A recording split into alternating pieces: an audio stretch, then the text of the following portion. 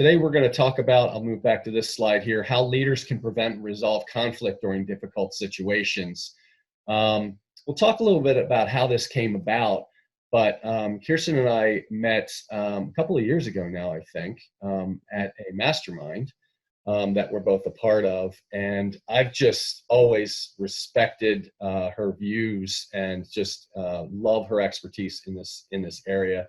It's so important. And so I'm super psyched that we got this chance to work together during this time. So I'm going to kick us off here and talk a little bit about myself because I'm good at that. And just a joke. That's a good thing to be good about. That's a good thing to be good at. So for those of you who don't know me, I'm Dr. John Austin. I'm a behavioral psychologist. My training is I'm a PhD psychologist. I'm not the kind of psychologist that you lay on a couch and talk to me about your mom. Although I'd love to hear that from any of you guys. I love moms. I love my mom. It's not really what I do. What I do is, and by the way, there's great value in seeing therapists, I want to say, but that's not my training. My training is not as a therapist. My training really is in behavior change. And so there are there's a really solid science out there based on the last 80 to 90, maybe even 100 years of behavioral psychology that tells us proven ways that we can use to change behavior. Now, is it like physics? No, it's not like physics at all. There's a lot of chaos built in when it comes to humans, but there are laws of behavior that we follow. And so that's what I'm an expert in. And I've done this work for 29 years now and taught people, thousands of leaders in 12 countries around the world, in these organizations and others, how to use behavioral science to improve safety, to improve production, quality, other results, to improve teamwork, and to improve psychological safety as well. You name it, I've seen it in the past 29 years. And the reason that I do this is because I think that, behavioral science is this really well-kept secret, and it shouldn't be. It should be public information. And I mean, technically it is. You can go into a library if you're tenacious enough and you can read volumes and volumes and learn it on your own. But, the thing is, at work, at least in the safety area, we're still killing 5,000 people a year in the United States. And around the world, the number is much higher. In many westernized countries, it's lower than the US, but still, even more than one is too many. And the thing is, we know how to prevent most of these injuries and fatalities. We also know how to create a more effective work environment. Like, people go to work and they're stressed out, and some people work in horrible places that causes them ill health and unhappiness. And we know what to do. We know how to create a better work environment, and there's lots of science on it. And so my why is let's disseminate the science and help people to practice these things. So, I want to introduce Kirsten just briefly, and then have her talk about what she does. But Kirsten was trained as a lawyer, and maybe she can say a little bit more about that. But for many years now, since practicing as a lawyer, she's been a professional mediator and coach to help people resolve conflicts at work. And so, tell us more about your background, Kirsten. Sure. As you shared, I started my career as a lawyer. I did not practice for very long. One of the things that we had the opportunity to do, because we're in a small province, we had to leave our small province to do the skills component of our bar admission course. And so we would go to Halifax, Nova Scotia to do that. And one of the skills was interest-based negotiation. And so the idea of focusing less on fighting over the how and getting to the why, which is, I love that you talk about your why. And that just really intrigued me. And I don't think I practiced. I remember coming home and sharing with one of the partners in my firm that, if I could do anything, I would be doing work in the area of mediation and family violence prevention. And when I say something, I tend to then do it. So within within a year, I had opened what was the first full-time mediation practice in Prince Edward Island, although it quickly did not become, it became less than full-time because I'm just a serial innovator. So I would do lots of things besides mediate. I've also trained thousands of people in the process that I use, and whether to become a mediator or to use them in the workplace. And I also do training with teams and and coaching individuals as well. So That's great. And you didn't mention it, but for those of you who want to learn more about Kirsten, we'll share some resources later. But if you go to collaborationschool.com, collaborationschool, one word.com, she offers some courses there, and you can get in touch with her as well. In our mastermind group, Kirsten is known as the Queen of Manifesting. Yeah, not just in the mastermind group. Yeah, so and what that means is, it's kind of an inside joke, I guess, but what that means is, like, if you think it and you say, "Hey, Kirsten, what about this?" She's like, "Oh yeah, we can make that happen," and then it happens. Yeah. So for instance, today, we came up with this workshop idea last week, or maybe we talked about it the week before as well. And a few days ago, Kirsten said, "Well, how many do you think you want to register for the webinar?" And I said, "I don't know, 150 would be great." And this morning we had 150. Yay. Like not 149 either. It was like exactly. Awesome. Love it. All right. So I'm psyched to dig into this. So let's dig in and see what we've got planned, or show what we've got planned for you guys. We wanted to talk just a little bit about our views on conflict, to kind of open it up, and talk a little bit about some foundations that you might be able to think through and work toward, effects of stress on conflict, and then just have a wide open Q&A. So let's get right to it. And I want to just ask Kirsten, because I'm very interested in this, and we've talked a little bit about this before. Can you tell everyone, a little bit about your views on conflict? I mean, because most of us think of conflict as negative and like run away.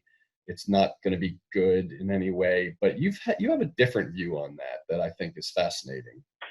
Yeah, I mean, certainly the conflicts that I mediate, once they get to that point, they can be very awful, and they can, rob people of productivity and sleep and good relationships and whatnot.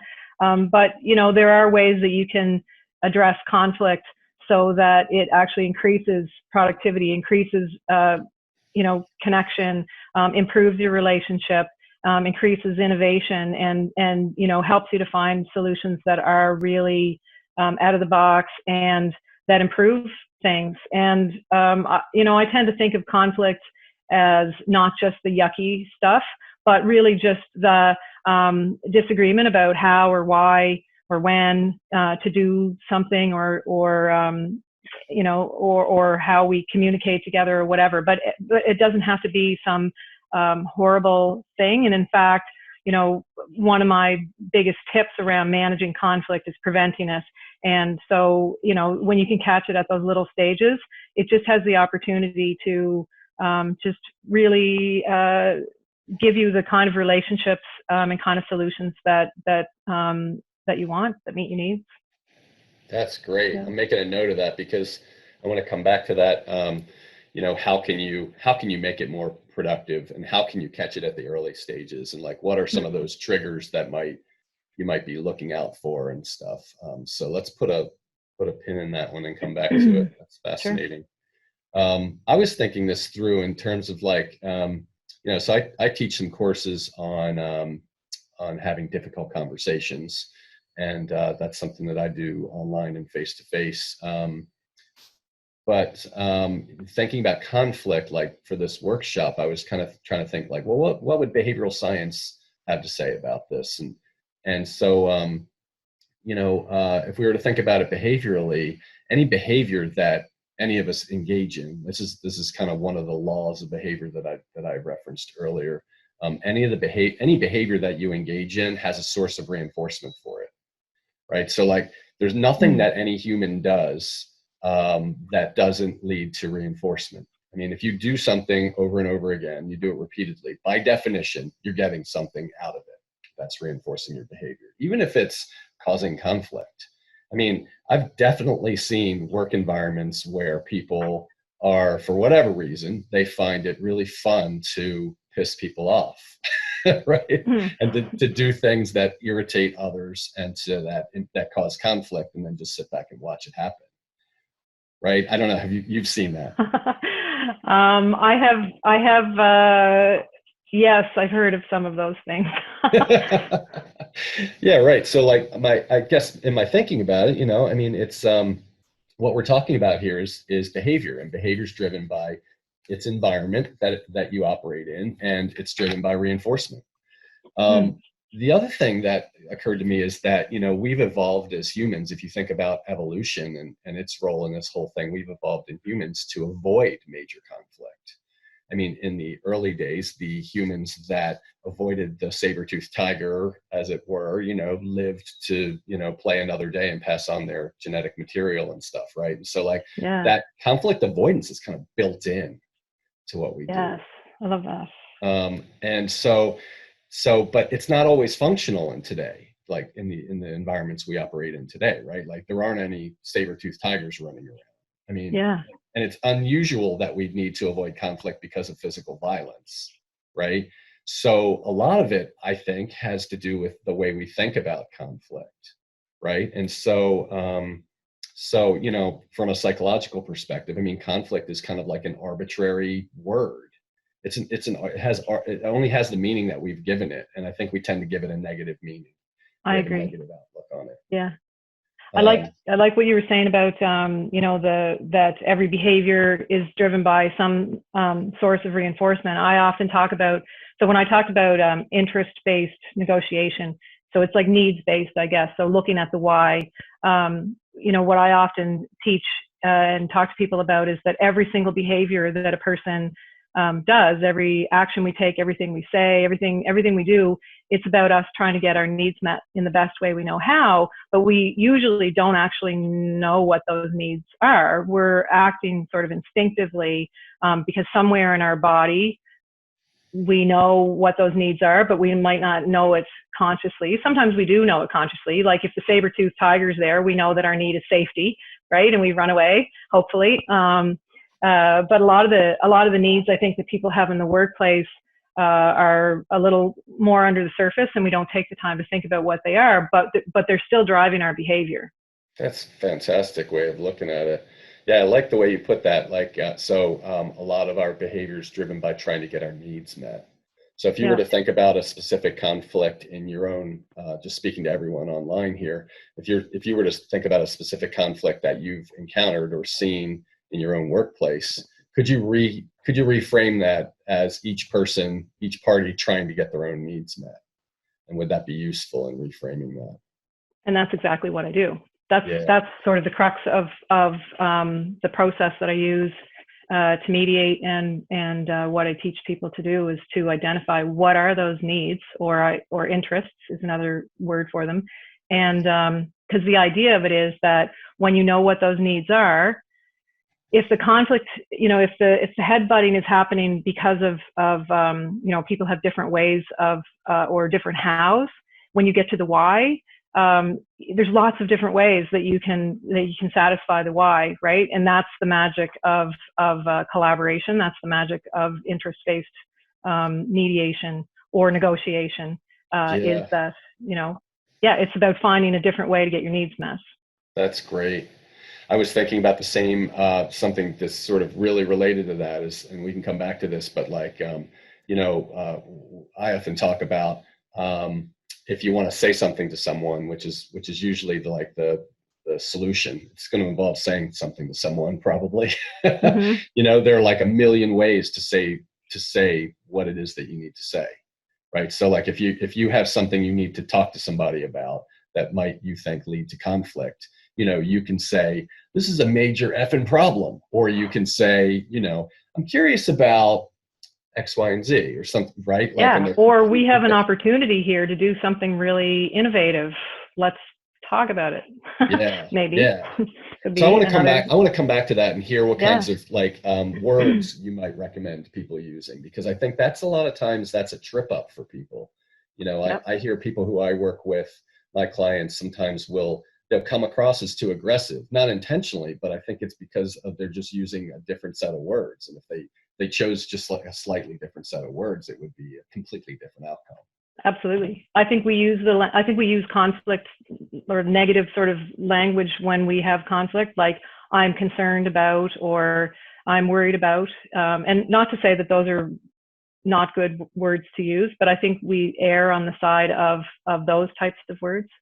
Yeah, right. Yeah, good. All right. Well, let's come back to that one if we can. But I wanted Sure. to take a step back here because you said something before when we were kind of preparing for this that really piqued my interest, and I think it will be interesting to everybody else too. Let's talk about the foundations. So, like you said in one of our conversations, the foundation of collaboration is healthy people coming to the conversation. Yeah. Um, what do you mean by that? Can we talk a little bit about that, unpack that? Yeah. So, if we want to have healthy collaboration, if we want to have healthy dialogue and, productive dialogue, and the people that are coming to that dialogue are burnt out or stressed out or are not getting sleep or are super worried about something or whatever, that's just going to impact your ability to have effective communication, your ability to hear each other, and hear the hear each other in a way that is generous. I think, so if you're not that you have to be at your optimal to collaborate, but if you're far from it, it's going to impact the communication for sure.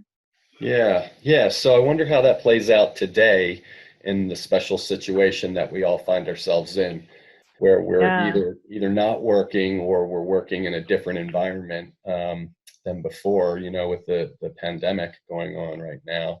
What are your thoughts around that? Like, what are the special kind of triggers or watch outs when it comes to conflict or collaboration, in today's environment?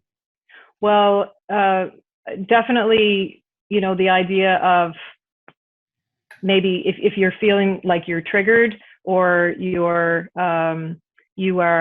sort of feeling that whatever that gross feeling in the pit of your stomach because of something that someone said or did or something you're reading or whatever. I think even just taking some time to think about it, taking some time to think about what your reaction is, instead of like jump and answering that email right away. Because the other thing, of course, is just around, and this is something I've been thinking a lot about in terms of conflict in this time of social distancing and working from home and whatever, is that those stats that you probably know better than I around what percentage of our communication comes from the words that we use, right? Like the 7% comes from the words we use, 55% from our body language, 38% from tone of voice.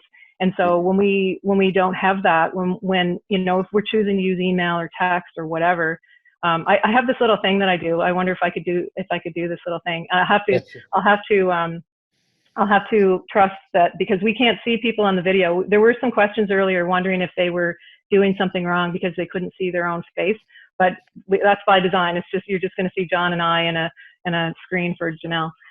So I'll trust that you're all doing this with me. So I want everybody to make the okay sign. You too, John. Everybody. So is everybody doing it? Everybody make the okay sign. And I want you to put it on your chin. Yeah, your chin. Your chin. I had to hesitate there. Yeah. Like, Anyway, I love that.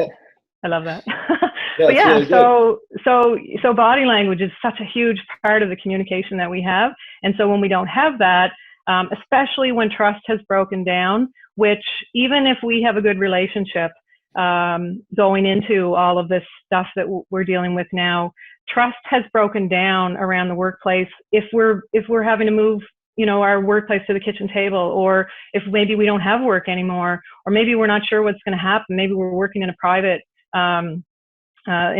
sector, and that business is now shuttered its doors, and what's going to happen and whatever. So there's a lot of stress that's connected, and that will break down trust even when you have a good relationship. So we have to be even more careful about the words that we use and how we communicate, because when that happens, it's human nature to make negative assumptions about the other person's intent when trust has broken down. And so that negative assumption will create a negative effect, and then that will break down trust even more. And then the next assumption will be even more negative, and it can snowball to this place where we villainize people. And then it doesn't matter what we do or say, we will make the worst possible assumption. I've had, there was a mediation that I did a few years ago, where one of the complaints that one of the people had in a private, as I was preparing them for the mediation, was she keeps holding the door open for me and smiling at me. Who does she think she is? So that was like a 2 or 3 year conflict that definitely had spiraled to that place of villainization. And it wouldn't have mattered what the other person did. Something that, normally would be a pleasant thing, she has assigned it a negative intent. So we got to be really careful about sharing our intent, and telling people why we're doing what we're doing, or why we're asking what we're asking. And I think if we can't be in the same room, Zoom is maybe our best option right now, or some kind of video conferencing where we can at least see each other's upper body. Somebody sent me a text of the pants that they were wearing. They were like, business on top, party on the bottom. But we can at least see the top part of our body language. That can help. Yeah, these are great tips. I didn't want to get up while you were talking, but I have something that I wanted to share. Just, we didn't plan this, but you were talking about it. This is one of my favorite books on this topic. Cool. It's called Body Language, and it's by Alan and Barbara Pease. Pease. And it's just a fantastic read. I have it. It's totally dog-eared, and it teaches you, there's all kinds of research in it that's just fascinating on the importance of body language. But I think that's a really good point. A lot of the conversations that I have with people involve, so, all right, I'm having a conflict with this other person. All right, well, tell me about it. And it started on email, and then it evolved through more email, and then it evolved through more email. And then finally I was like, I called them and started yelling at them. It's like, well, of course you did, because you did this, and it's just a horrible interface for conflict, right? Like, I would venture to say almost no conflict is resolved by email or text. I would say first of all, if you have something to share and that maybe it will cause conflict, or there's potential for misunderstanding, if that, definitely you don't do it by email. Do it face to face. If you can't do it in the same room, do it like, Zoom or WebEx or whatever. If you can't do that, at least by telephone, so that you can hear the tone of voice. But the worst is like email or text. But if you don't know, and maybe you can't predict that people are going to react, how they're going to react every time. But once you get that first clue, you got to take it somewhere else. You can't keep going on email, because it's just all they're seeing is that 7%, and trust has broken down. So they're making negative assumptions, and that's that snowball thing. Yeah, you're right. Let's let me I want to move on, just because we have so many great things planned for you guys, and I wanted to hit on a few of these other things. Some of these you just hit on, and we've been discussing, but I'm just going to kind of roll some of these out. In our conversations, Kirsten and I kind of laid out a number of things that kind of come up in our work on conflicts and difficult conversations. And so, a lot of times stress is a factor, and that creates a breakdown in trust, makes us more likely to take offense when someone says something. In my terms, I would say it makes us more likely to engage in blame or commit the fundamental attribution error. We can talk more about that in a minute. Narrows your focus and field of vision, makes you check email more often. It makes you engage in panic scrolling, which is a new kind of behavior that's studied in the past 10 years or so, which is scrolling through your phone or your computer on Facebook or LinkedIn or the news or whatever it is that's causing the panic or related to it, or even Netflix and related to reducing the panic. Poor sleep, that disrupts everything and makes it harder to have effective conversations or make decisions. Now, I'm curious, you guys out there, the listeners, in this workshop, if you could just like pull up the chat and like if you've experienced any of these, could you list the numbers that come to mind? Or if you'd like, let me actually rephrase that. If you'd like us to dive in any deeper on any of these, pick a number and tell us which number you'd like us to dive any deeper on. So you'd like to hear about it a little bit more. So just type the number into the chat box. Got some threes, 4, 1 and 3, 3, 3, 4, 1 and 6, 1, 3, 1, 3, 1, 7, 3, 2, 4. They're kind of all over the place. Seeing a lot of, can you say anything about 3? Kirsten, do you want to say anything about that? I'd like to hear what you have to say about that, because I find that I agree that I see a lot of blame, and a lot of the work that I do in helping people to get ready for that difficult conversation is help them to shift from blame to curiosity. But I would love to hear you talk more about that fundamental attribution error. Yeah, okay, good. So I can do that. So fundamental attribution error, I just, for those of you who aren't on LinkedIn, I just did a post the other day that was based on a friend of ours, Anne-Marie Curley from our mastermind, who's a fantastic project manager. I've learned a ton from her. Follow her on Facebook, not Facebook, LinkedIn. And she's here. She's saying hello. Oh, good. Hey, Anne-Marie, I'm glad you're here. One of the things I learned from her, of many on LinkedIn, was that sometimes she'll put up a riddle. So like she'll put up a variety of hints, and then everyone guesses at what, I am this, I am that, I am, and so forth. So I did that on the fundamental attribution error the other day. So you can check that out on LinkedIn if you'd like. But the fundamental attribution error is humans have many biases that we engage in, right? Like just as a result of being who we are and being the biological beings that we are, that have evolved over many years. Our perception is not always accurate doesn't always correspond to reality, right? So we make various assumptions, and we have various biases. If you're interested in psychological biases, if you Google this, you will find lists of hundreds of well-known biases that have been studied in social psychology and behavioral psychology. Fundamental attribution error is probably the most common one, and it goes like this. When somebody else makes an error or makes a mistake or does something that we disagree with, we attribute that to personal characteristics. Something about the person caused them to do that. Like they're lazy, or it's usually a negative trait, right? Something about them. But if we make a mistake, we make an error, we attribute it to situational factors. So like things that are outside of us, right? So the environment, in other words. And the beauty of this is that it's never right to blame the person, right? And yet we do it. We find ourselves doing that. So I think that's relevant in conflict when someone does something that's irritating to you, even though you've talked about it many times. It's against the rules. It's no normal person would do it, blah, blah, blah, whatever. We start to build up these things. We're more likely to take offense, and we're more likely to blame the person. When in reality, I think that if you wanted to solve the problem and address it in a logical way, you'd be much better off. And the logical path is to look at the situation that person is in. What kind of environmental influences might there be in their life right now that could cause them to act the way that they're acting? And I think that if we were to take this to organizations, we might think about two people who are in a seemingly intractable conflict. And by the way, there's an article on this that I'll share after I give you this example.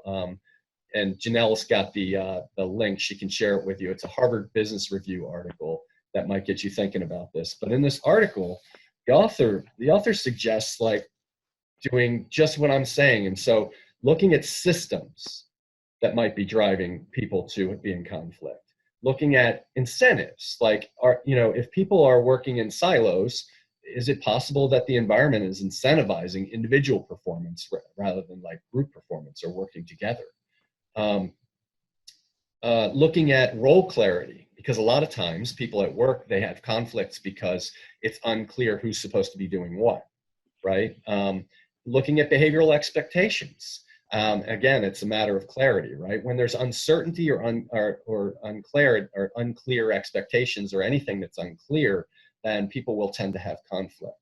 And so, like this author will get you thinking. If you go to this article, he'll get you thinking about these things a little bit. And so, just one question. I'll stop after this, but one question he asked that I like a lot. Was, you know, if two people are in conflict, what if you got together and you thought about this and said, even as a group, if it weren't the two of us in the conflict, like if it were other people, like what conflict would be expected of any two people in the same situation? Like if two other people held the roles that we're holding, what sorts of conflict would they probably be having in our organization? And that might get you to looking at some of the environmental influences. Mm-hmm. I What do you was think doing about all that? Yes, I agree. Absolutely. The environment can have an impact. And I also think, you know, that idea of bringing people together and saying, you know, what would any other people, what would be the conflicts that any other people in this situation have, could also help them to identify some things maybe that aren't reasonable, right? Those things where they villainize each other, like someone, I'm sure they would be able to say, well, you know what? There's no one else that I get pissed off about when they hold the door open and smile at me, right? So it could also help them identify what are the things maybe that we're maybe off track on that are not about the situation, but are about how we are reading the situation or the assumptions we're making about each other and each other's intent. Yeah, no, great point. Great point. Kirsten, we've hit on most of these. What is there another one on here that you'd like to take a crack at, or should we move on to questions? I just want to say, so I'm definitely not, although I'm excellent at my own self-care. I'm not going to claim expertise as someone who can. My expertise is in conflict resolution, but I was on a call on a webinar that the Energy Project did the other day, and one of the stats it was kind of interesting to me, and maybe they made it up, I don't know, but they said as leaders, 80% of your challenge in providing a psychologically safe workplace is managing yourself and your own emotions and taking care of yourself. And then they talked about, and you may know all about this sort of thing, but they talked about baboons and how that every 20 to 30 seconds, baboons look to their alpha to see how they're supposed to act or how they're supposed to feel. And now humans don't do it every 20 to 30 seconds, I don't think. But we are looking to our leaders to see how are we supposed to feel right now. And so, so managing your own emotions, managing your own, like making sure you're doing the things that help you to come to a conversation feeling calm, and being able to access that logical brain, is really important. That is a fabulous point. Thank you for making that. I mean, there is data to suggest. I used to say when I was a researcher, I said there are data, but you know now I'm a normal person, so I say there is data to support the fact that like people look to their leaders to know how they should show up at work. No question, right? And so I love that focus on self-management and self-care. I mean, the best leaders I've ever worked with are excellent at self-management. I mean, you know, they are able to be consistent. They are able to regulate their emotions. They're able to, you know, take care of themselves so that their body is in the best shape that it can be to make sure they think optimally, and they don't have too much stress. And they're able to manage their schedule really well, and all those things are super important. And that's, another reason to learn behavioral science from my perspective, because there's a ton of work in self-management. Heather said eating a cookie right now. Oops. Go for it. It's all right. It's not to say you can't eat cookies. Cookies are important. That's right.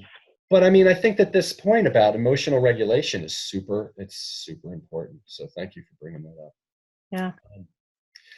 How about a few questions? We've got like 11 in the Q&A, plus some people sent some ahead of time. Mm. Let me pull up the ones that we had, some of the ones that we had shared with us earlier. Oh, shoot. You did a survey. Do you want to say something about the survey? Oh, yeah, while you're looking for those questions, I'll just say, I am not an academic, but I think it's super fun to survey people. And so I put a survey out on Facebook, which is where I love throwing things out on. And it was a survey just to find out, where are people at? What's happening with conflict? Is responding to COVID-19 creating conflict? Is it, because I thought it could go one of two ways, right? I thought it could be like, maybe some little conflict that's happening in the office, people might be like, you know what, in the grand scheme of things, I got to let that go. So, or maybe that because they're not working together, day to day, maybe that lessens the conflict. Or I thought it could also blow it up in a huge way because of that thing about, body language, tone of voice, and the assumptions and trust breaking down and all that kind of stuff. So when I checked before our call, I had 177 responses. I just put it out, I think, I don't even know, like 4 or 5 days ago.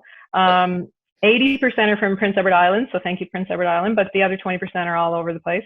Anyway, it was fascinating to me to see that 50% are saying yes, they have experienced conflict as a result of what's happening with COVID, like workplace conflict is what I'm talking about.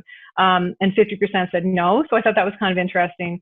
But a lot of the stuff that we've been talking about, you were talking about people being like unclear in terms of what their role is. I asked people to rank where the conflict's coming from. 32% said people being unclear about who's doing what and stepping on each other's toes. Was sort of the number 4. The number 1 is stress and lack of sleep and people being on edge and quick to be upset. One of the things I've been talking about lately is be slow to take offense right now. Just back yourself up when you're feeling like, ooh, I didn't like how they said that, to really back yourself up and be slow to take offense, but also to check in on it, right? To say, when you sent that email, what sort of response were you looking for, or what were you hoping to accomplish, or whatever. Check in on what their intent was and let them know what the impact was, and then negotiate. How can we talk together? How do we navigate this new norm in a way that we come out the other end with our good workplace relationship intact? Great. I wonder if I know you plan to share the results of the survey, but is that something that we can share with the people who registered for the? Oh, at some point I'm going to do a fun little. It'll be on my website when I'm ready to share. I might get a few more responses. Yeah, good. It's been fascinating though. Yeah, it is. It is. I'm fascinated by the fact that some people say that conflict has gone down. Yeah, only not too many. 14% said it went down, because one person said, we are just taking care of each other so much more. We're communicating, we're checking in, we're asking how we're feeling, and that's not something we do in the day-to-day. So relationships are improved, conflict goes down. I would not be surprised if that were the result. Yeah. The problem is you've added it. I mean, there are so many other factors, right? You're adding in all this stress of people potentially being fearful of losing their jobs and stuff like that, and then that kind of confounds the situation. But Absolutely. Definitely increased care and contact and communication is a good thing. Yeah. I had somebody say, I'm teaching a course on building collaborative workplaces, and I had somebody say the other day in my class, they're checking in so much that someone was like, "What? Is there something wrong? Why are we checking in so much?" And they have a wonderful relationship, and so that's just a really good example of, even when you have excellent relationships, being really clear about what your intent is, because of the situation. Just the uncertainty of it, trust has broken down. So just being able to say, hey, I'm not trying to micromanage. I'm really just wanting us to make sure that we're good, that we're cool, that you have what you need, that I have what I need to share with our board. What could work for us in terms of how often we check in or whatever. Yeah, that's all great. Thank you. Are there any of these questions that you'd like to take on? I've had these a little bit. How do you help two or more individuals who need to work together but don't get along with each other? um, that's really what I do I mean, I don't do that as a mediator. I'm not running around in every workplace, helping people at I'm people call me when everything's all over the fan. But how do you help people to work together? I think, I said when we started, my number one tip for conflict management is prevention. My number one tip for prevention is to have a conversation, have a negotiation, if you don't have to call it negotiation, but have agreements about how will we work together, how will we communicate together in a way that works for us both. And then have that conversation, going back to the point that you made earlier, that question maybe of what would be some conflicts that anyone in our situation might have. So actually sit there and think about what could cause conflict and how do we address it before it happens. So I would say that's my first tip is if you are a manager helping people. Now, if it's already too late for that, if they're already in this place where they're villainizing each other, it takes a lot more time. It takes a lot more effort. People need to make a lot of shifts in order to get themselves to that place where they can collaborate, like that shift away from blame towards curiosity. But another shift that's really important is a shift away from like positions or the how and towards the needs. And we talked about that earlier. So to help people think about what's the need? What are the needs that are being met by this idea that you have or this behavior that you're taking? And what are the needs that the other person has? And what are some other ways that you could get those needs met so that you each get your needs met? That's a pretty simplistic description of what I do in mediation, but it's super powerful, and it really helps people to be creative. But if they're in that place where they're villainizing each other, sometimes it takes a lot more work. Like if we're talking about 3 years of conflict where they're annoyed at each other for holding the door open or whatever, it takes a lot of effort. It can take me months as a professional mediator to help those people. But if you want to avoid hiring people like me, have the conversation before the conflict happens. Ask for the conflict. That's another thing I've been saying lately is say what could cause conflict. So the same question that you talked about earlier. What could be, is there anything that I'm doing that's bugging you? Is there anything about the situation or how we're talking, how we're communicating, or the plan that we have that you think won't work? And I think your friend Bob posted something very interesting that I loved, and maybe you can remind me of it. Talking about Bob Cummins, maybe? Yeah, and he said on LinkedIn, was something that you shared, he said to have, like, just protect a little time where you can say, we're going to be the naysayers right now. We're going to brainstorm all of the terrible things that could happen with this idea, to give yourself permission to be that sort of, because people don't like to be the naysayer. They want to be cooperative usually, sometimes, not everybody. But knowing what could go wrong helps you then think about how do we prevent that? What can we put in place? Yeah, I really like that, and that's taken from it's called a pre-mortem, and I think that's a tool that Kahneman recommended, famous psychologist, economist. And yeah, I think that's a great tool, and we use it all the time. So yeah, pre-mortem or post-mortem, is Anne-Marie's offering that up. That's exactly what I was just talking about. I think that's what you're referring to, Kirsten, where you're gonna go and do something, and you get the team together and talk about all the ways it could fail. Well, imagine a year from now, what we're doing has failed. Why? What are the main factors? Another thing that I learned from Bob Cummins is, when you get teams together that have to be working together, you can talk about what triggers them in negative ways. Each person can talk about that and say, like, it really just burns me up when this happens, whatever, right? And so, like, at least people know then, it's not to say you have to tiptoe around every, thing that might happen that might annoy someone, but at least it's out there and you're talking about it. I think you can, and we didn't talk about those 5 styles of conflict solving, and I think the tiptoeing around sometimes I would maybe call accommodating, right? Where we accommodate other people, whatever they want, that's what we'll do. And we focus on their needs, not our needs. And the irony of accommodation is that usually we do it because relationships are important to us, and we think that we addressing the conflict or saying, that's not working for me will damage the relationship, when in fact, when we accommodate over and over and over and over and never get our needs met, there comes a time when we say, hey, my needs are never being met, and clearly this person doesn't care about the relationship as much as I do, and then they sever it. And those are the ones that I find they're very difficult to mediate, because usually for people who have that preference of accommodation, the bridge is burned, and it's really hard to go back on that. So in fact, if relationships are really important to you, the worst thing that you can do is ignore your own needs. You've got to put your own needs out there. So that's a very good point. There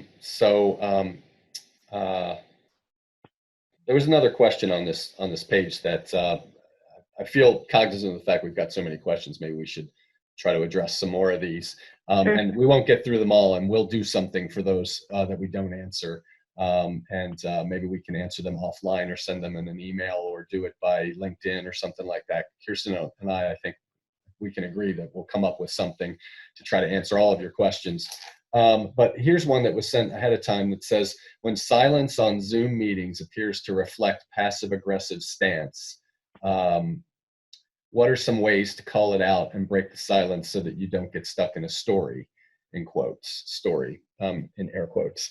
And I think some of that language is from, I recognize it from a book that I recommend and use a lot of times. It's called Crucial Conversations. And Janelle has the link for that, that she can put in the chat for you guys. I would recommend, if you haven't read it, I would recommend reading it. I mean, the upside is it gives you lots of ideas of things that you can do. The downside is that it is a lot of ideas. And so you may feel overwhelmed when you read it, but like picking out bits and pieces. So one technique that appears in that book, and it's just something that I've used for the last like 10 years or so, in a situation like that, where I facilitate meetings that this happens in frequently, where no one says anything. I ask a question and there's not a lot of interaction. I will. One technique is to narrate what you're experiencing as the facilitator. So even as a member, a team member in the meeting, you could still narrate what you're experiencing. And to do it in a way that is not insulting to anyone, obviously, right? So like as a facilitator, I might say, wow, I'm surprised nobody has anything to say about this. What's going on for you guys? And then maybe dip my toe in that way. And the next thing, if it's continued silence, I might start guessing at what's keeping people from speaking up. So I'm guessing maybe you're thinking you don't like this idea because it's going to cause a whole lot more work for you. Is that right? Or is it, do you think you're going to have conflict between team members as a result of this? And if by the time I get to the third guess, because I'm just like throwing out wild guesses, somebody will say, just stop guessing, I'll tell you what's going on, or whatever, right? So maybe it's a slightly, negative reinforcement strategy, but it works to just sort of say, hey, it's okay to say what's on your mind, And by the way, you can also say that. It's okay to say what's on your mind, even if you feel like it's negative and you're having trouble with finding the right words. So I would not leave it without saying something. If you're in a meeting and you need it to be participative and no one is participating, I would definitely just narrate that to the group to show that you see it and that you want it to be different. Do you have anything to add to that, Kirsten? Yeah, I think I might. One of the things that I always do when I'm facilitating and when I'm mediating, one of the first things that I do is I facilitate group agreements. And so I would, before the meeting, or maybe it's the second meeting, right? Maybe you had that meeting where nobody was saying, nobody said a word and you were like having to guess at all the things. then maybe I would have a meeting where I might say, you know what, it's really important to me to hear your ideas.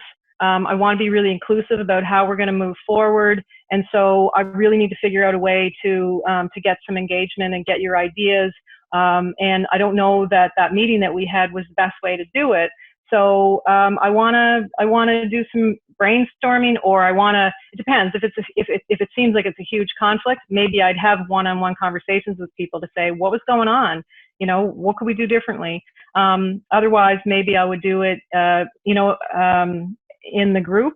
And if I were using something like Zoom, and I had access to breakout rooms, sometimes people, I think when I read that question, some of the words, it seems to be passive aggressive. Well, one of the things we can do is check our assumptions, right? Because it may not be passive aggressive at all. It might be that people are feeling awkward because they're not used to meeting online. We don't see the body language like we see in a real face-to-face meeting where, you know, we can see someone's about to speak, or, you know, it's time to, you know what I mean? So people sit, I find, more quietly in a online meeting. So sometimes I'll send people off into breakout rooms and say, okay, I'm going to send, depends on how big the group is, but, you know, at least maybe 3 people to a room. And I want you to do some brainstorming, or I want you to talk about what I just shared and talk about what your reactions are. And I want you to identify one person from each group that's going to come back and share some highlights of your conversation. And then we'll have some discussion about it. So those are a couple of things that come to mind. But the agreements around how will we communicate. And if people are, I don't know, you said, you know, narrate how you're feeling. I think that's part of is, you know, one of the things that I teach, and you've probably taught these too, is iMessages, you know, where you're sharing, here's what I'm reacting to, here's the impact on me, and trying to sort of say it in a neutral way. But the other way I read that was if it's one person that you're feeling like is being, and I think there was another question that we had around, you know, the person who's saying, you know, sort of being, saying nasty things or perceived to be saying, you know, negative things. Sometimes you also just have to have a conversation with that person, just like you would if you're the manager and they're doing that in, you know, non-COVID times. You would probably have a little check-in. What's going on? You know, everything okay? How are things going? You know, when you called out, you know, when you said to Mary that you were pissed off at her because she didn't give you the report on time, you know, I could feel the tension in the room, and I worry about the impact of that on team morale. And then I just wanted to check in with you and see where you're at with that and what's going on. So I would do that in COVID times too, but you just have to do it maybe on the phone, or maybe phone would be a nice one for that. Gives people a little safety.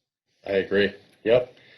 Just a real quick hit on the chat. We have a woman who sits with her arms folded and leaned back. Leaned back at all meetings. When asked about her closed posture, she says it's more comfortable to her. So this is something, and other questions like it that I frequently get. And I want to just notice that we've got about 5 more minutes, so we'll just hit this real quick. You know, the body language book that I recommended earlier. Says in a couple of different chapters, like when people have closed body position, that may not mean that they're disagreeable, right? Like this is not 100% exact science. It could mean they're cold, or it could mean it's just more comfortable for their body to be in that position. If that's the case, that's totally fine. Is it really a problem that a person's crossing their arms during a meeting, or is that in your mind kind of like signifying something else that's not getting done? And if that's the case, then focus on the stuff that's not getting done, or getting done in a way that is inappropriate, right? And that is why behavior matters, because that is going to force you to pinpoint exactly what is the problem. Because really, at the end of the day, who cares if somebody crosses their arms, right? Yeah. So Kirsten, we have a number of questions. We've hit on a bunch of these in the Q&A, just kind of inadvertently. But there's one that I'll pick out here for both of us, maybe to end on, and it's what's the number one, and I'll say top 1 to 3 takeaways that I can use right now with my team to reduce conflict. You want to take a stab at that, and then I can too. Yes. So my number one, I think I've already said, my number one way of managing conflict is preventing it. My number one way of preventing conflict is to meet with your team and have a conversation about how do we want to work and communicate together. So especially now with what's happening, you know, where people maybe are working from home, or people maybe you are still working together in the same environment, but it's a different environment because people are maybe scared. Have the conversation and renegotiate, even if you've already done this. It's a new time. You know, how will we work and communicate together? What are the concrete ways that we can make sure that everybody's feeling heard, that people are also supported to be productive and efficient, and where we, you know, have the kind of effective communication that leads to us, you know, moving forward in the best way that we can. Like, so that's my number one tip, is have that conversation. And I would just follow that up with a quick, and then keep checking in on it. Don't just, it's not like a university degree. Once you've got, you know, good relationship, you can stick it on your wall and forget about it. You got to keep nurturing. So keep checking in. I don't think once a week. I mean, it depends on your workplace, but I would be checking in way more often than that. Yeah, great. Excellent advice. Thanks. I have top three, and they're kind of the first two are easier, and the third one is much harder. But the first one is have frequent manager check-ins or leader check-ins. So if you're a leader of a team, you should be checking in with your team frequently. And in fact, before this all happened, I suggested you know, talk to every member of your team every single day if you can. And now it's even more important, and to do that by video if you can. Secondly, give employees a voice.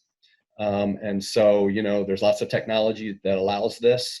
Slack is a new kind of newer technology to some that can be useful here, but you can also use surveys. Paper and pencil may not work right now, but like SurveyMonkey still works, and it's free.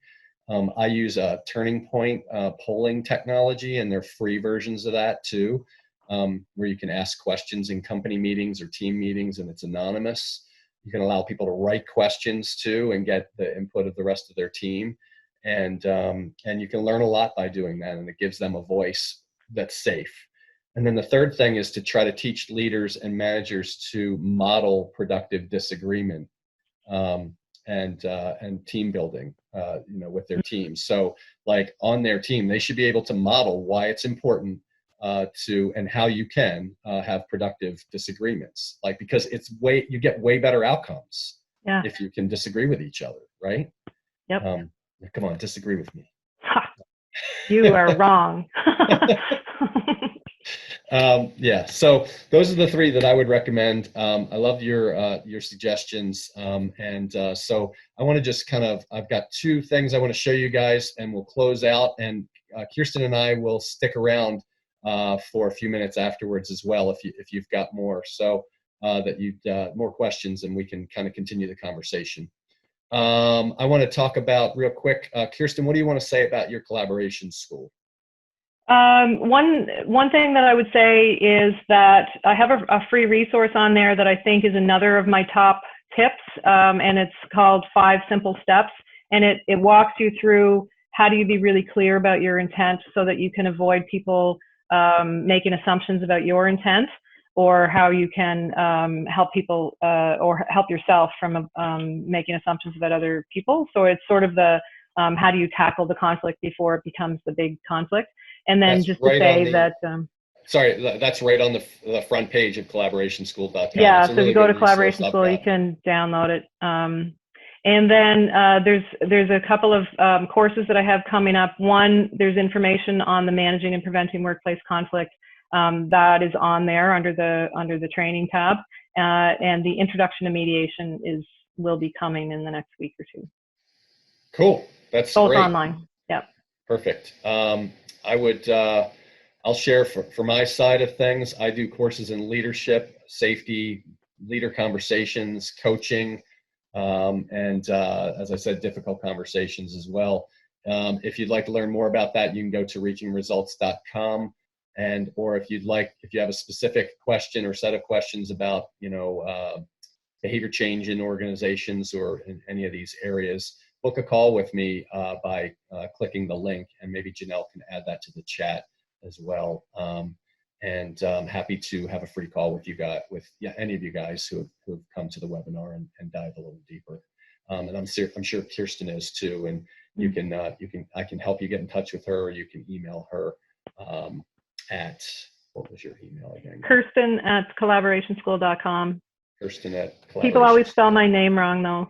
So you could also do collaborationschool@gmail.com. If you have more questions or difficulty getting in touch with her, let me know, and I'll put you guys in touch for sure. So we're going to hang out are you okay to hang out for a few more minutes? Yeah. 15 more minutes, say, until people want to go. I know some folks have meetings and had to leave and said thank you. I'm super psyched to see so many of our friends on the call. Many folks from the mastermind that we're a part of. I see Debbie and Nancy and Anne-Marie and all these folks. You should be, if you can see them in the chat, you should be following them on LinkedIn as well, because they're all super effective professionals in their own right. And so I'm really grateful that you guys came to participate. So thanks for that. Maybe we should grab another question. Sure. Take a look at the questions in the Q&A and see. Can you pull that up? Yes. Maybe take a look and see if there's one that you'd like to address. Sure. Nancy had a question earlier that was in the chat, I think, or no, it wasn't. It was in the Q&A. There was one here, Emily from PEI, I'm pretty sure. Do you think assuming kindness and being aware of different communication styles over email or virtual communication is the best way to manage our own stress? I think that is an excellent way to approach communication in especially these times, but all times really. Like be very generous with your assumptions. And if you can't be generous, be neutral. And if you can't be neutral, check in with the person and ask, what's happening for you, and have the conversation. That's great. Yeah, that relates to the question I was going to get to with that I think Nancy asked earlier, how to resolve conflict effectively when we might be showing up via email or text, since we're not together in person these days. And you know what? My answer is no different than before when we were in person, because I would see people down the hall from each other send nasty emails when they could have gotten out of their chair and gone and talked to the person. Been nasty in person. Yeah, exactly. So I think the answer to that is, and Nancy knows this well, she does this work. I'm glad she asked the question, but I think the answer is always talk to the person. You must speak to the person, and not email is not included in speaking. Yeah. Right. So it's by phone or ideally by video these days, and person to person is face to face is much more effective when you can do it. So, I agree. What other questions can we hit on here? This is too fun. I don't want it to end. I know. I think we've answered some of them. So Elizabeth asked, what's the number one takeaway I can use right now with my team to reduce conflict? And I think we've talked about that. But I really would highly recommend thinking about being very clear about your intent, and checking out that resource that I mentioned, because it's a step-by-step on with more information about that. Mm-hmm. How about conflict? Here's one that I've heard come up, and I don't know if it was in the slides or where it was, but maybe we can talk a little bit about this. We've got people. Someone said we've got people who may be taking advantage of kind of reduced visibility, or because of the increased flexibility due to COVID, and they're taking advantage and not being as productive as they should be. How do I deal with that? And then I read that. The flip side was like, how do I keep high expectations of our high performers while still like providing a safe space for everyone else? Do you have any thoughts on that, or you want me to Yeah, when I read that the first thing that came to my mind was different people will be reacting to this situation in different ways. We all have different things that give us energy. We all have different ways that we like to communicate, and you know, I one of the areas of expertise for me is around personality type and how it impacts conflict. And I was thinking about this. I mentioned earlier those people for whom relationship is really important. There's some people that they go first to what's the most logical way to solve this problem. Other people will go first to how does this impact people and relationships. For those people, this may be more difficult. This time may be more difficult. Maybe they have, I don't know. Somebody posted like a Facebook post that I read today. All the reasons why she's sad, and one of the reasons was her kids can't go visit their grandfather who is dying of cancer. Like people are dealing with different things, and those of us, maybe I tend to be more on the logical side. I think it's maybe a little easier for us, even though it's still difficult, but I think it's a little easier for us maybe than for the people who really need their people, and really need their hugs. Yes. So I would say my first answer to that is, you might need to cut some people some slack, and think about different needs, during the time. But the other thing is maybe those people that are taking advantage, if they are taking advantage, maybe they would do that in the real world too. So how do you manage it there? Hmm. Hmm. Anyway, that's what came to my mind. Yeah, that's a great point. I would only add that sometimes we see what others are doing and we might make an assumption that they're taking advantage, Yeah. in air quotes or whatever. But as you said, we don't see behind what they're dealing with, at home. Um, I've had there's so many stories of where I've seen people have conflict. One of my colleagues had conflict on LinkedIn and had some person who was just destroying, like, saying all these abusive things.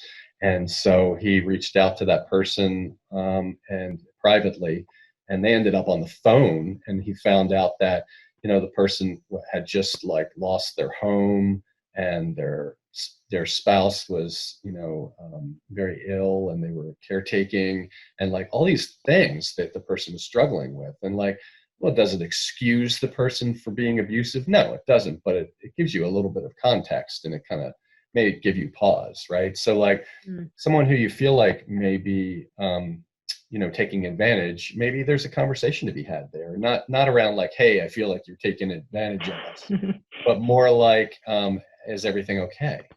I mean, my number Yeah. one bit of advice for leaders during this time has been ask about the person first before you do anything Yeah. else. Yeah.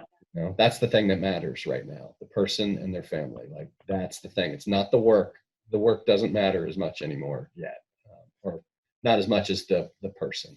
And I think Right. that's true whether we're in this or not, right? I mean, it's just a good wake up call. Yeah. I So, agree. yeah, good. I see another question from Nancy that pops out to me. What about when people really struggle to articulate their needs, or perhaps don't even know what their needs are? Any tips for helping people get in touch with their why, or what they really need? Um, I, there are so there's one thing that I teach. It's sort of my fundamental skill, and it's interest exploring. So it's about how do you find the needs. So there's certain questions that I ask. The main ones are, like, let's say there's conflict about how you move forward, or an idea that people have. Somebody wants to do it this way, the other person wants to do it that way. So my sort of the basic questions are, what is it about that idea that you like, or what are the needs that idea would meet, or what concerns you about that idea? But Mhm. there are, and that's sort of, and there's variations on those questions to help identify what the interests are. But there are people who find those questions very difficult to answer, and I discovered that. I tell this story about my husband is introvert, very accommodating. And there was a time when we were invited to a wedding, a family wedding in Cuba, and I wanted to go, and he's like, "Oh, I don't want to go." And I'm like, "Well, let's go. We'll go for a beer and we'll sit down and I'll do what I do."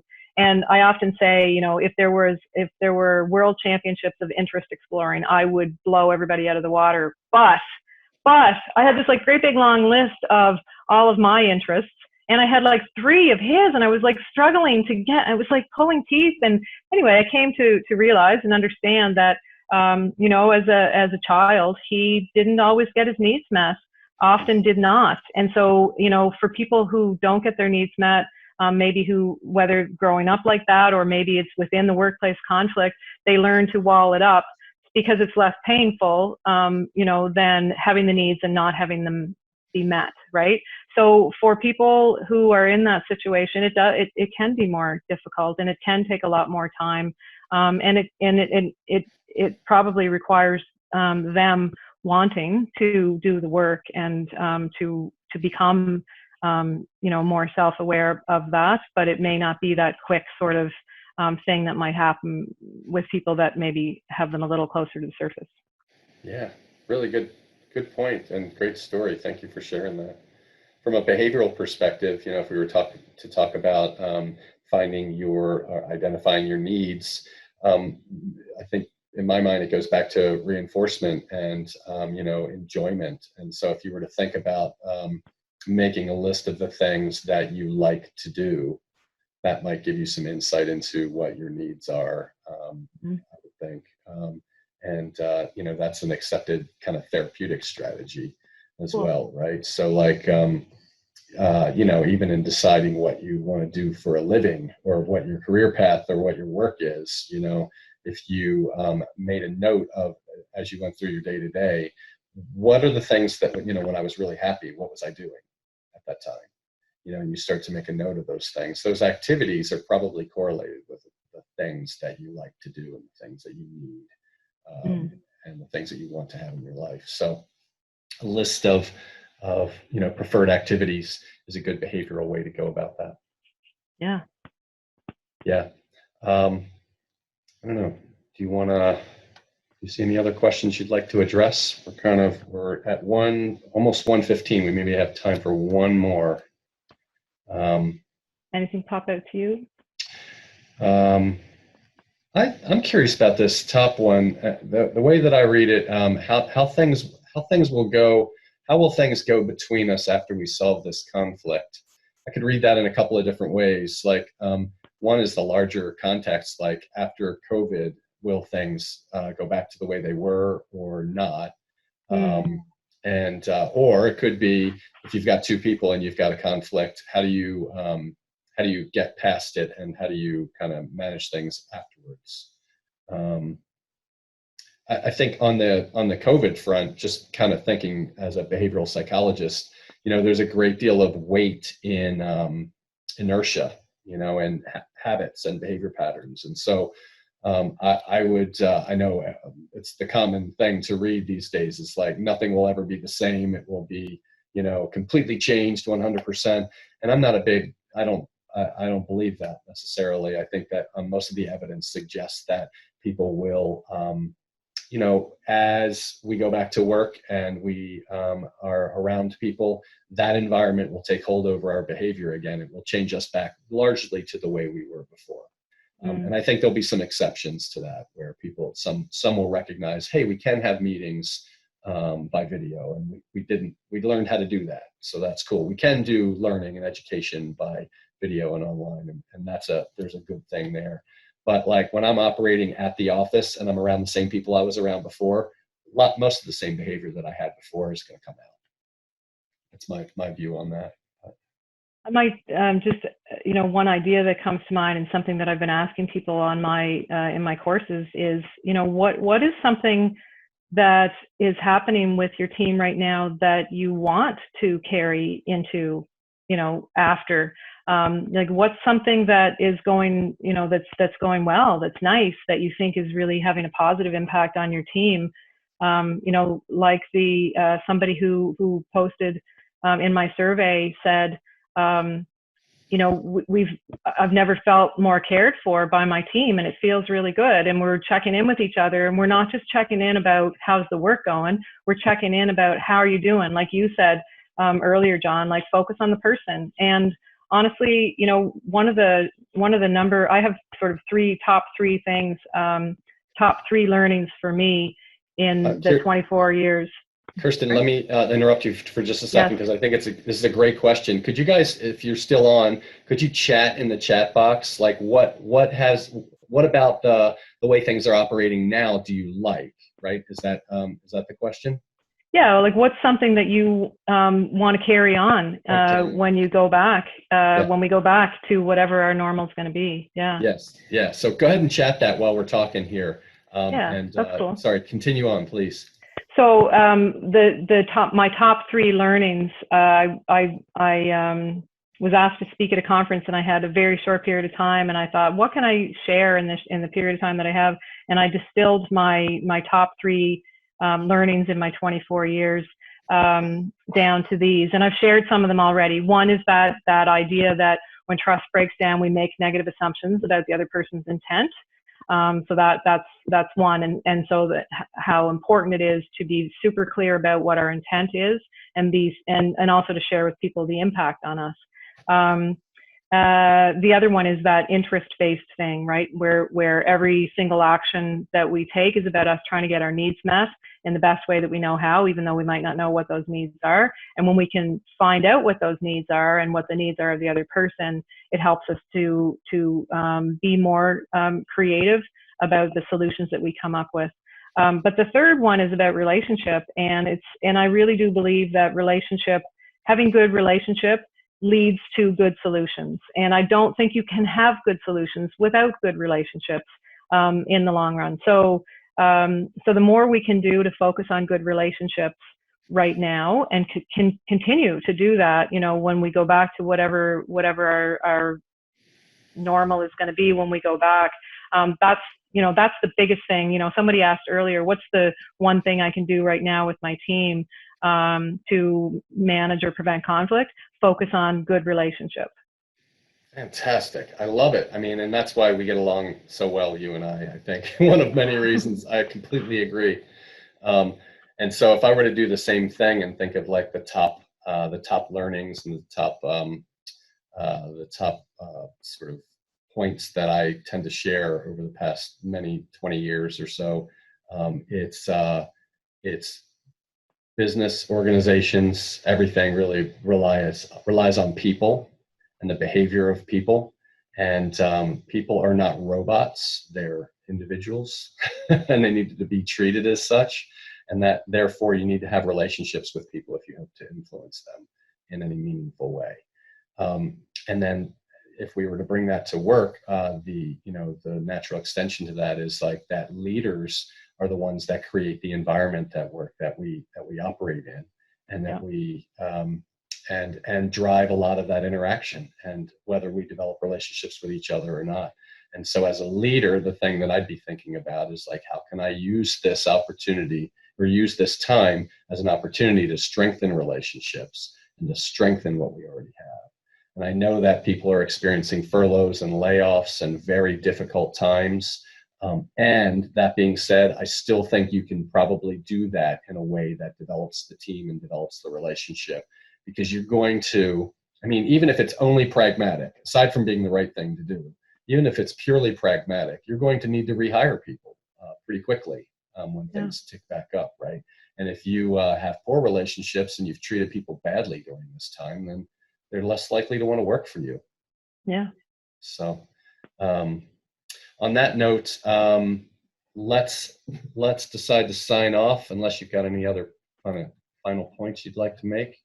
Just looking in the chat, people are sharing some of the things that they want to carry forward. So maybe I'll just share a couple of those. Go ahead.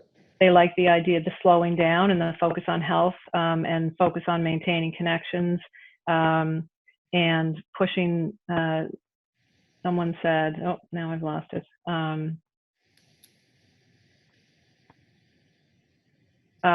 Pushing some of the collaboration out beyond the bubbles maybe that they might have been in the office setting. checking in with each other, continuing to nurture relationships. So cool. Very cool. Yeah, time to rest and cook well. I related to that one, Yeah. for sure.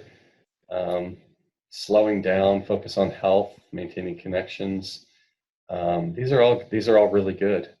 I've had a lot more family time. That's good. I've seen so many. I've been on so many calls where there are kids in the call, like in the Yeah. video. I love Yeah. it. I think it's so cool. Yeah.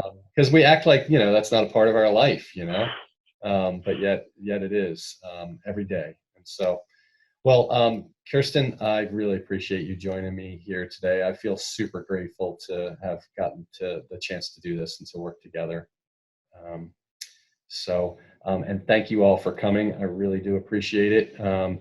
Please take advantage of some of the resources that we mentioned. Don't be hesitant to book a call with me if you'd like to catch up and dive deeper into any of these topics. I can connect you with Kirsten. Don't be hesitant to go to her website and get the free resources that she's offering. And I'm sure you'll hear more about her courses, collaboration school that's available already, and the new courses that are coming. So